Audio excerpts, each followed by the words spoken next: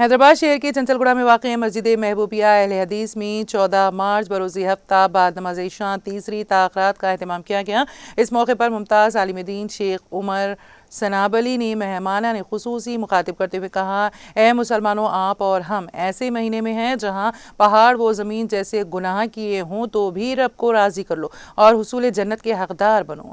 اس ماہ مقدس کو اب صرف چند دن باقی ہیں اور آج آپ اور ہم تیسری تقریات میں لیلۃ القدر تلاش کرنے کے لیے یہاں عبادت کر کے حاصل کرنے کی کوشش کر رہے ہیں۔ اللہ رب العزت ہم تمام کو لیلۃ القدر کی رات نصیب فرمائے جو 1000 راتوں کی عبادتوں سے افضل ہے۔ انہوں نے بزرگوں اور بالخصوص نوجوانوں سے کہا کہ وقت کم ہے لیکن یاد رہیں رمضان ہم سے چند دنوں میں جدا ہو جائے گا، لیکن آپ سے التماس ہے آپ اپنی روش بدلے، نمازوں کی پابندی کریں، صدقہ و خیرات کرتے رہیں، غرباء و مساکین کی مدد ہر وقت کرتے رہیں۔ اے مسلمانوں، تمہارے لیے اللہ کافی ہیں۔ انہوں نے کہا، ہم سب کا حاجت روا اور مشکل کشا اللہ ہی ہیں۔ تمہارا مشکل کشا اللہ ہے تو پھر تم غیروں کے در پر کیوں جاتے ہو جبکہ خالق تمہیں ہر چیز نوازتا ہے۔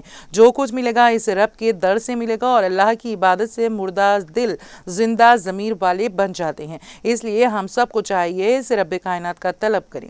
شرک و بدعت گمراہی راہی کا راستہ ہیں جو جہنم میں لے جاتی ہیں، جس سے ہر شخص کو بچنا ضروری ہے۔ اگر کوئی اس میں ملوث ہے تو وہ توبہ کرے، دوبارہ نہ کرنے کا عہد کرے۔ اللہ تبارک و تعالیٰ اپنے بندوں پر بڑا مہربان ہے جو عفو اور درگزر کرنے والا ہے۔ انہوں نے کہا کہ اللہ کا وعدہ ہے کہ جو مومن بندہ مسجدوں سے جڑتا ہے اور وہ اللہ کے حضور سر بسجود ہوتا ہے تو میں بندوں کو بڑے سے بڑے گناہوں کو معاف کر دیتا ہوں۔ آخر میں شیخ عمر سنابلی کی دعا پر جلسے کا اختتام عمل میں آیا۔